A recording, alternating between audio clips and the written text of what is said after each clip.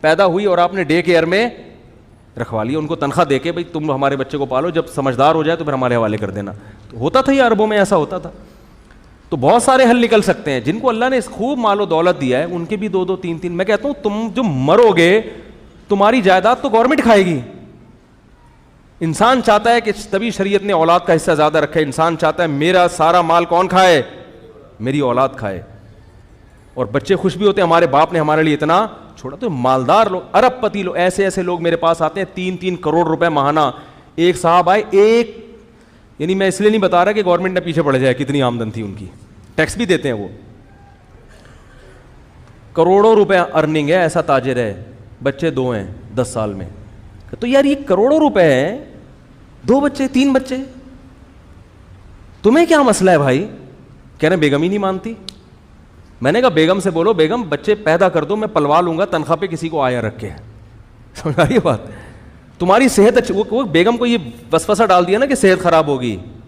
اس کو بتاؤ بھائی تمہاری بھی فٹنس ہے, اور تمہیں عورت اپنے بچے کو دیکھ کر جتنا اس کی بانچیں کھلتی ہیں, اس کے جو خون بڑھتا ہے نا, کسی چیز کو دیکھ کر ایسا خون نہیں. کیسا پیدا ہوتا ہے تو کیسا چومتی رہتی ہیں اس کو, ہائے میرا منا, ہائے میرا چاند, ہائے میرا.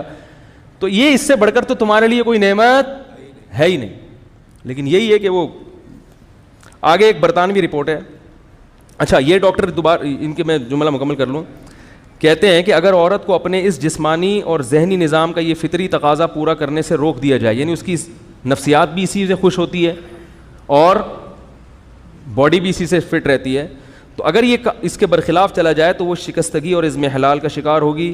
ماں بننے سے وہ ایک نیا حسن, ایک روحانی بالیدگی پاتی ہے جو اس کمزوری پر غالب آ جاتا ہے جس سے وہ ولادت کے دوران دوچار ہوئی تھی. یعنی یہ ریکوری بہت جلدی ہو جاتی ہے. مولانا نہیں کہہ رہے, یہ نوبل انعام یافتہ ڈاکٹر کہہ رہے. آگے چلیں, ایک برطانوی رپورٹ ہے, British National Birth Rate Commission, ان کی رپورٹ ہے. یہ کہتے ہیں کہ مانع حمل کے وسائل کے استعمال سے مردوں کے جسمانی نظام میں برہمی پیدا ہو سکتی ہے. حمل روکنے کی تدبیر عورت اختیار کر رہی ہے, عورت کے ساتھ نقصان کس کو ہوگا؟ مرد کو بھی نقصان ہوتا ہے اس کا.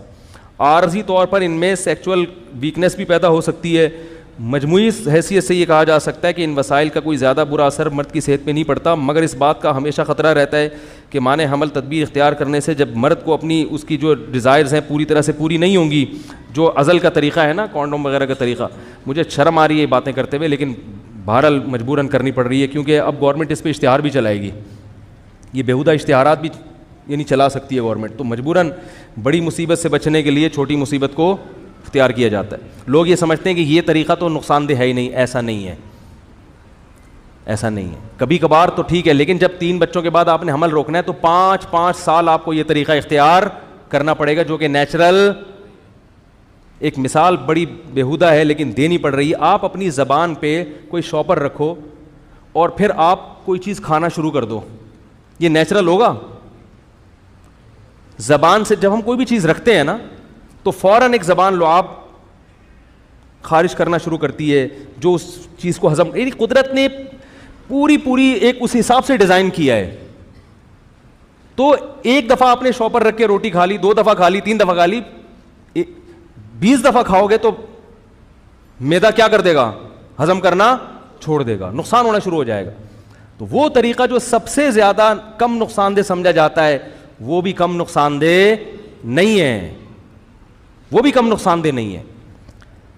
آگے کہتے ہیں کہ اس کی عائلی مسرتیں غائب ہو جائیں گی, یعنی مرد کو جب عورت کو بھی اس سے نقصان ہوگا, اس کی بھی تسکین نہیں ہوگی, مرد کی بھی تسکین نہیں ہوتی.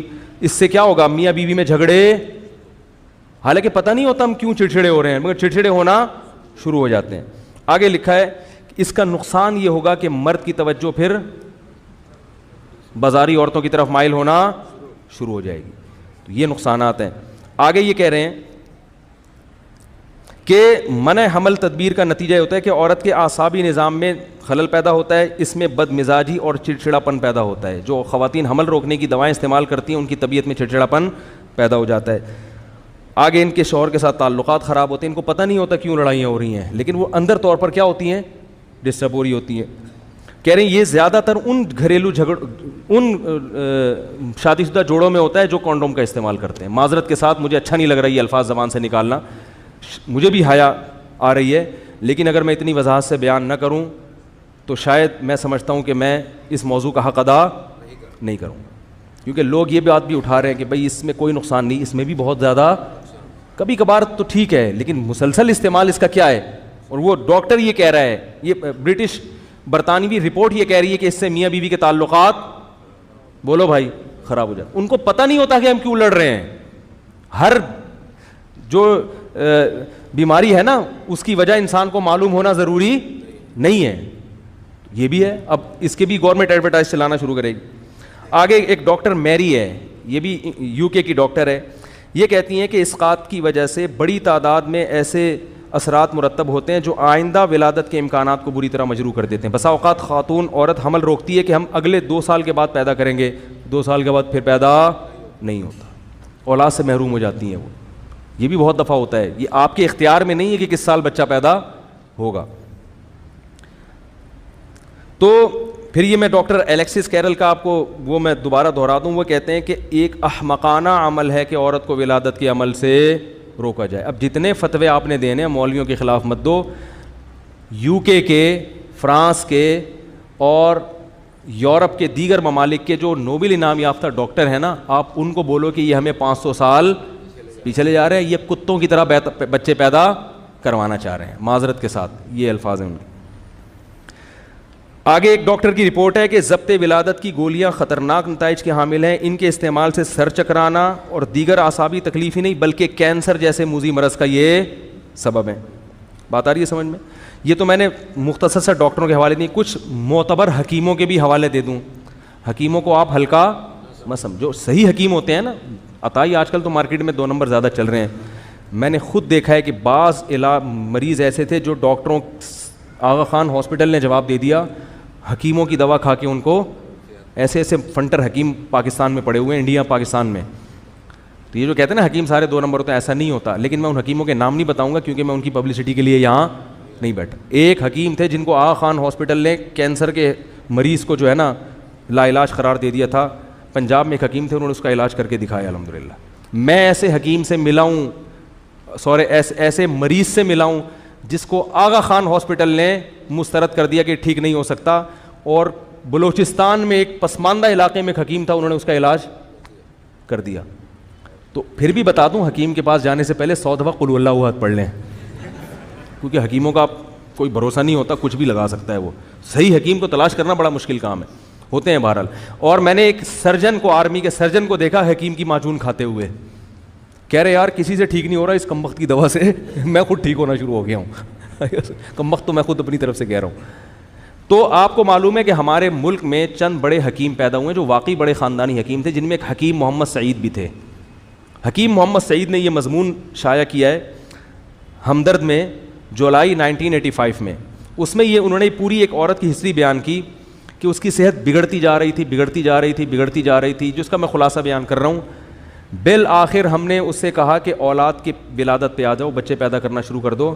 اس عورت نے ان کو خط لکھا کہ میری تمام بیماریاں الحمدللہ ختم ہو گئی. یہ پورا انہوں نے خط اس عورت کا شائع کیا اس اخبار میں.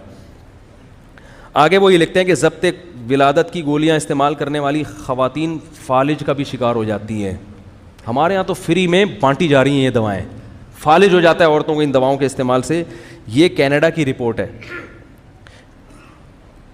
اچھا, کینیڈا کے ایک ممتاز ماہر امراض اعصاب کے مطابق اس نے اب تک جو مشاہدات کی, ان کی روشنی میں کہا جا سکتا ہے کہ ضبط ولادت کی گولیاں جب سے استعمال ہونے لگی ہیں خواتین پر فالج کے حملوں کا سلسلہ تیز ہو گیا ہے. ان کے مطابق کہہ دیں جو ہم نے کینیڈا میں اونٹاریو کے علاقے میں جو مشاہدات کیے ہیں, ان کے مطابق 1967 اور 68 کے دوران ان گولیوں کو عوام میں متعارف کرانے کے بعد انہیں استعمال کرانے والے 57% عورتوں کو فالج ہوا ہے. 57% عورتیں کس میں مبتلا ہوئی ہیں؟ فالج میں مبتلا ہوئی ہیں ان گولیوں کے استعمال سے. اسی طرح آگے انہوں نے پوری رپورٹ پیش کی ہے, میرا خیال ہے اس کی ضرورت نہیں ہے کہ یہ. اچھا, یہ بھی ایک بات بتاؤں, یہ بی بی سی پہ میں نے خود پڑھی ہے رپورٹ, بی بی سی نومبر 24, اس میں یہ بی بی سی کے پیج پہ خبر شائع ہوئی ہے کہ جو عورتیں حمل گراتی ہیں ان میں جو آن دا ریکارڈ ہیں, جو بچہ ضائع کرا دیتی ہیں نا, ان میں ہر سال انڈیا پاکستان جیسے ملکوں کی بات ہو رہی ہے 68,000 خواتین موت کے منہ میں چلی جاتی ہیں. نہیں آ رہی بات سمجھ میں؟ اتنی خواتین بچے کی ولادت سے ہلاک نہیں ہوتی جتنے بچے حمل